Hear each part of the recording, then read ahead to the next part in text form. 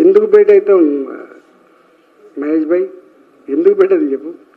మీకు తెలుసు మాకు వాళ్ళకు ఎంత యుద్ధం జరిగిందో.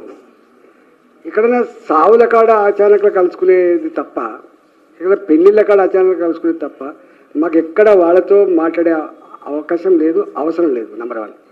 నెంబర్ 2, మా భారతీయ జనతా పార్టీ ఏ కమిషన్ అయితే వేసిందో కమిషన్ 6 సార్లు ఎక్స్టెన్షన్ చేసిండు, మొదటిసారి 7వసారి చేసిండు.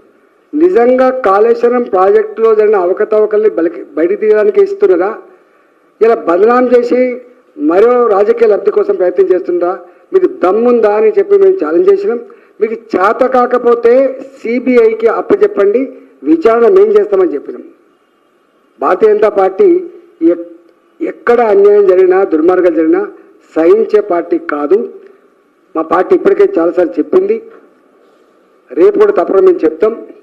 రెండవది నేను ఒక్కటే, ఈ గవర్నమెంట్ ఎన్ని రోజులు చేస్తావు నువ్వు ఇట్లా 24 అవర్స్లో చెట్టుకేసినావు, నువ్వు రోజులు చెట్టుకేసినావు. ఎలా సంవత్సరాలు కలిసినా కూడా దిక్కు లేదు. మీరు అనేకం వేసిండ్రు, ఈ ఒక్కటే కమిషన్ కాదు, ఇంతకుముందు కూడా వేరే వాటి మీద కూడా వేసిండ్రు. ఏ ఒక్క దాని మీదైనా మీరు యాక్షన్ తీసుకున్నారా?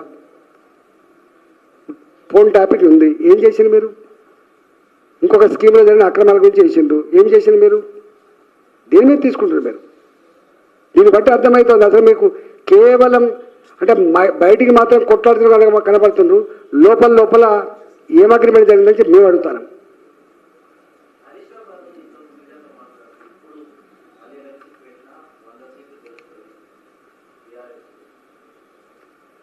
అది వాళ్ళ పగటి కళ. వాళ్ళ గురించి వాళ్ళకేమైందో మీరు చూస్తున్నారు కదా బయట. 9.5 సంవత్సరాలు వారి పరిపాలన చూసింది కదా.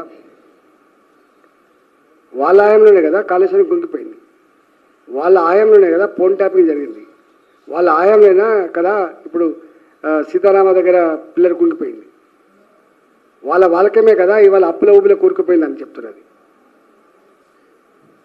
ఏం గొప్పగా ఉందని చెప్పి మళ్ళీ వాళ్ళకు ఆదరిస్తారు.